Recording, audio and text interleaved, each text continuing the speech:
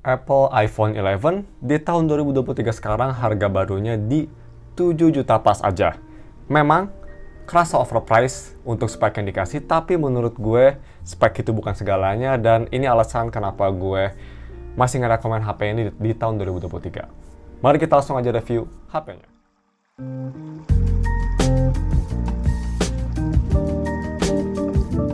Halo guys, nama gue Stama dari StefTech dan mari kita langsung aja review HP yang paling populer di kalangan Indonesia, terutama anak muda, yaitu iPhone 11. So, seperti biasa, kalau misal kalian mau beli HP ini atau kalian ingin wallpaper yang ada di HP ini, gue udah taruh semua linknya di deskripsi. Pertama, mari kita langsung aja bahas si harga dan speknya. Untuk harga, gue rekomen beli HP ini HP baru, karena HP second-nya gue cari-cari di Tokopedia atau di Shopee, harga second-nya tuh kurang bagus ya, dan mendekati harga barunya. Jadi sekalian harga belinya tuh harga baru aja. Untuk harga baru kalian bisa beli di harga 7 juta pas untuk yang 64 GB dan kalau nggak salah 89 jutaan untuk yang 128 GB. Seperti biasa, link di deskripsi kalau bisa mau beli, dan untuk harga segitu ini speknya menurut gue masih oke banget. Dia itu pakai chipset Apple A13 Bionic yang pastinya nice, layar 6,1 inci Liquid Retina, masih 60Hz, tapi it's okay because Apple. Terus dia punya dual speaker, lightning port, NFC, dan juga punya baterai sekitar 3000 mAh baterai yang bisa fast charging sampai 18 watt. Nah, next mari kita bahas untuk desain dan displaynya. Pertama, untuk desain. Untuk desain sendiri sih menurut gue ini di tahun 2023 masih sangat modern ya, terutama desain belakangnya. Ini setup boba kamera 2 gini memang masih sangat modern dan masih elegan banget khas Apple. Untuk build juga ini masih sangat premium, bodi belakang terbuat dari kaca, frame samping terbuat dari aluminium. Dan untuk depan, ini desainnya menurut gue memang udah agak sedikit tua ya, dengan notch-nya dan juga bezel yang memang lebih besar daripada HP zaman sekarang. Tapi at least, walaupun dia bezelnya besar, itu tuh simetris, jadi masih kelihatan somewhat modern lah. Untuk notch sendiri memang ini agak besar, tapi ini memang khas Apple ya, notch tuh, jadi masih kelihatan bagus sih menurut gue, ini nggak kelihatan kayak tua untuk opini gue. Dan juga yang gue suka dari HP ini yaitu genggaman satu tangan. Ini pretty much size 6,1 inci itu perfect banget guys. Untuk nonton konten masih enak, tapi untuk pemakai satu tangan juga ini masih sangat comfortable, nggak ada masalah sama sekali mau tangan kalian kecil, medium, atau besar. Nah terus untuk kualitas displaynya sendiri, ini menurut gue walaupun layar IPS LCD, tapi masih menjadi layar IPS LCD paling bagus daripada HP lain. Even HP flagship IPS LCD sekalipun. Yang pretty much sudah nggak ada sih ya. Ini layar IPS LCD-nya punya viewing angle yang kayak AMOLED, bagus banget guys. Ini viewing angle IPS LCD-nya Apple, mantap.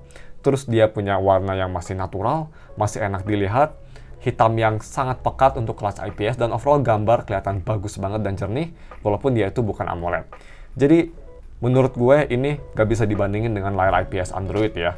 Ini layar IPS-nya memang setara dengan AMOLED sih, menurut gue masih bagus banget. Dan juga walaupun dia nggak 1080p layarnya, tapi masih kerasa sharp, nice. Yaitu salah satu magic Apple lah ya.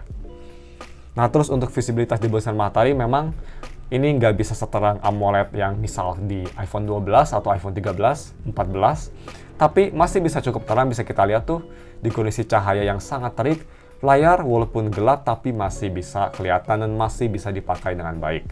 Dan selanjutnya untuk si haptic dan juga keyboard, yang pastinya khas Apple dari zaman iPhone 2G sekalipun sampai sekarang nggak ada masalah sama sekali untuk touch delay ya Apple mah. Ngetik keyboard smooth banget, nggak ada masalah, dan yang pastinya haptiknya masih one of the best. Memang untuk ngetik keyboard nggak se-comfortable Google Pixel, tapi Apple menurut gue kedua lah yang paling mantap untuk ngetik keyboard pakai haptiknya. Nah terus untuk biometric, yang pastinya di biometric Apple udah nggak ada fingerprint, pakai Face ID. Dan gue bisa bilang Face ID Apple masih salah satu yang terbaik. Ini scanningnya sangat cepat, akurat, dan yang paling penting sangat safety. Masih oke banget. Next, mari kita bahas untuk audio quality-nya. Pertama, mari kita bahas audio quality via headphone jack to lightning port. Ini kita cepetin aja ya, ini kualitasnya khas Apple banget. Kalau misalnya kalian tahu, punya suara khas yang warm, tapi masih clear, dengan vokal yang jernih, bass yang punchy, dan juga soundstage yang cukup luas untuk kelas HP. Ini gua tes pakai Moondrop 2, dia memang jadi agak sedikit warm, tapi masih enak didengar dan masih overall suaranya kerasa kayak HP flagship. Mantap. Dan juga untuk dual speakernya, ini menurut gue sangat bagus banget juga. Apple biasanya speakernya lebih ke arah warm, tapi balance juga. balance warm lah ya. Dan ini memang kayak gitu. Di volume sekitar 50% aja ini udah keras, sangat impresif, dan juga kualitasnya ini sangat bagus. Vokalnya jernih, tapi masih punchy. Dan juga dia punya soundstage yang luas, terus punya clarity yang sangat rich. Ya ini ngingetin gue sama HP-HP lainnya Apple ya. Tapi kalau misalnya dibandingin dengan iPhone 14 Pro Max sih, masih lebih bagus 14 Pro Max. Tapi ini nggak kalah bagusnya lah. Kalau misalnya kalian mau lihat contohnya ini di atas speakernya, gue rekomen kalian pakai headphone biar bisa ngedengerin kualitasnya lebih bagus. Check it out guys.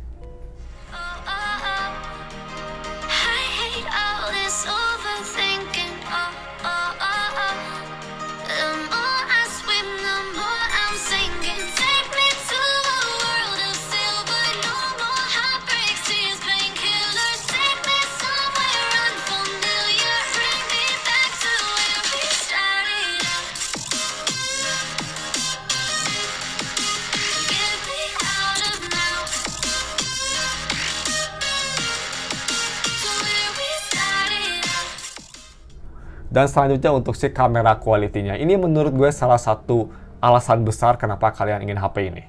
Terutama dari videonya. Tapi sekarang kita bahas dulu untuk fotonya. So, kamera belakang dia setup dual kamera yang menurut gue masih sangat versatile ya.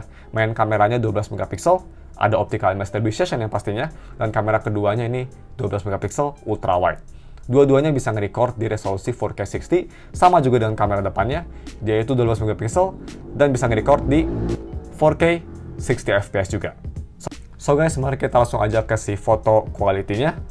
Ini foto-foto gue ambil dari Day in the Life juga ya. Itu videonya akan tayang minggu depan. Dan ini kualitas fotonya, terutama dari main kameranya, ini sangat bagus banget.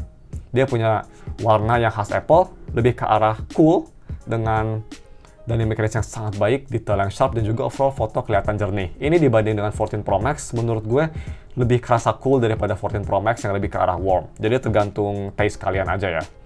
Cuma memang ini untuk kualitas ultra wide-nya nggak sebagus sama Apple zaman sekarang ya. Even dibanding sama iPhone 12, 13 sekalipun, iPhone 11 memang ultra wide-nya agak sedikit lemah karena HP pertama yang ada lensa ultra wide. Bisa kita lihat foto masih bagus sih, masih kerasa flagship, tapi memang detail dan juga dynamic range itu nggak sebagus main kamera. Terus kalau misalnya di kondisi yang kurang cahaya, fotonya bakal kurang bagus. Nggak kayak iPhone zaman sekarang. Tapi yang pastinya masih solid banget dan menurut gue masih sangat bagus, masih bisa bersaing dengan HP Android zaman sekarang. Foto selfie-nya juga sangat oke. Dia punya gambar yang natural, nggak ada filter-filter nggak jelas, dan juga foto di belakang backlight masih kelihatan bagus. Overall, gambar kelihatan jernih dan enak dilihat. Nah, untuk video recording ini HP memang masih sangat impresif banget.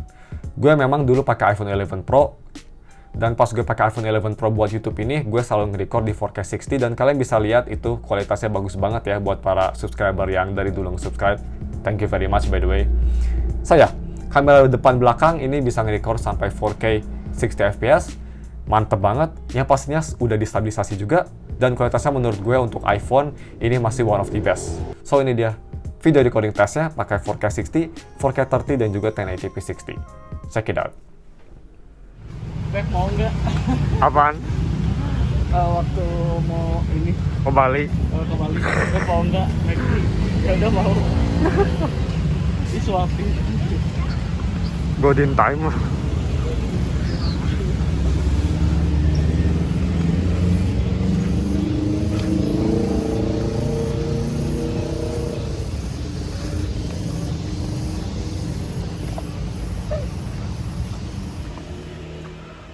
Oke, so ini dia video recording pakai resolusi 4K 30 fps.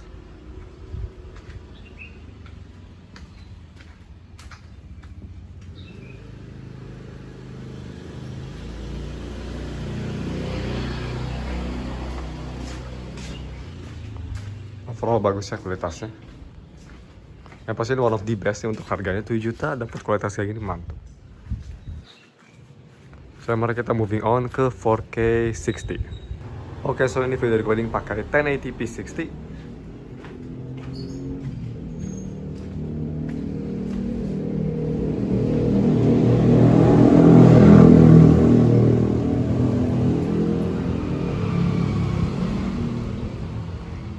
Dan ya, 1080p 60 bagus kalau misalnya mau nge-save storage. Dan mari kita langsung ke 4K 30 fps.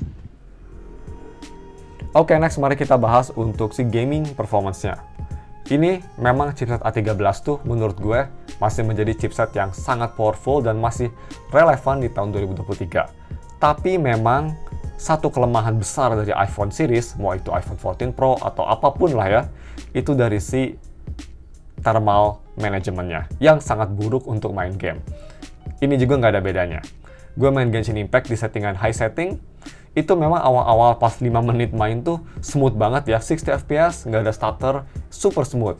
Tapi setelah 5 menit itu HP memang bakal jadi panas, bagian kamera samping dan kanan kirinya, atas bawah. Dan juga itu bakal terjadi thermal throttling dan FPS bakal turun. Tapi nggak sampai unplayable kok.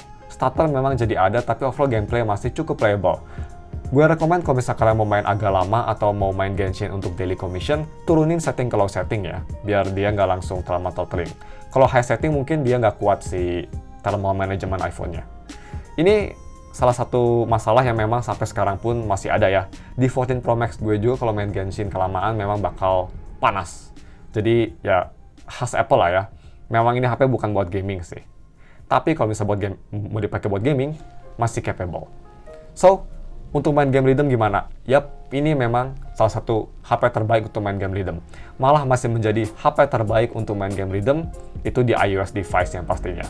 Gua tes main game Bandori yang pastinya ini sangat responsif, jauh lebih responsif daripada HP-HP Android apapun, even Google dan Samsung. HP Android memang responsif ya, zaman sekarang, tapi tetap gak se-responsif iPhone. Kayak Android itu hanya bisa 90%-nya iPhone lah untuk main game rhythm. Gak tau kenapa.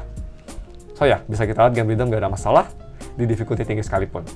Khas Apple. Nice! So next, mari kita bahas UI experience-nya. So, ini yang pastinya iPhone masih disupport sampai 2-3 tahun ke depan ya. Untuk sekarang pas gue nge-record, dia ada di iOS 16.4.1 dan kalau nggak salah HP ini masih bisa disupport sampai iOS 18 atau 19 sekalipun. Masih lama banget lah ini hidupnya. Bahkan kayaknya iOS 20 pun masih bisa disupport kayaknya. So, untuk day-to-day performance-nya gimana? Ini day-to-day performance-nya gue bisa bilang, sekali lagi khas Apple, karena dia punya optimisasi yang sangat bagus ya. Jadi, day-to-day performance hampir nggak ada bedanya sama iPhone 14 Pro Max. Hampir, kenapa gue bilang hampir? Karena memang kadang-kadang dia suka agak nge-lag dikit, tapi itu jarang banget lah. 1 dari 10, jarang banget nge-lag ya. Overall, 90% ini performance-nya kayak iPhone 14 Pro Max gue. Super smooth, mau buka aplikasi, buka game, multitasking, navigasi, ngambil foto, ngambil video, itu semua kerasa smooth banget. Mantap banget lah pokoknya ini. Nggak ada bedanya performance-nya sama HP baru sekalipun sih menurut gue. Baru kerasa memang kalau misal kalian main game. Selain itu, nggak ada bedanya. Cuma memang satu kelemahan besar dari iPhone ini tuh memang dari storage-nya ya. Ini storage-nya memang untuk yang harga 7 juta sangat kecil banget. Bisa kita lihat gue install Genshin, Bandori, dan ngambil fotonya tuh dikit banget. Sisa storage-nya hanya 18 GB. Jadi memang ini sesak banget storage-nya. Gue rekomen sih kalian kalau misal pakai HP iPhone 11 yang storage-nya 64 GB, mending langganan itu ya, iCloud atau Google Photos, biar kalian bisa nge-offload foto-foto kalian yang di internal ke cloud.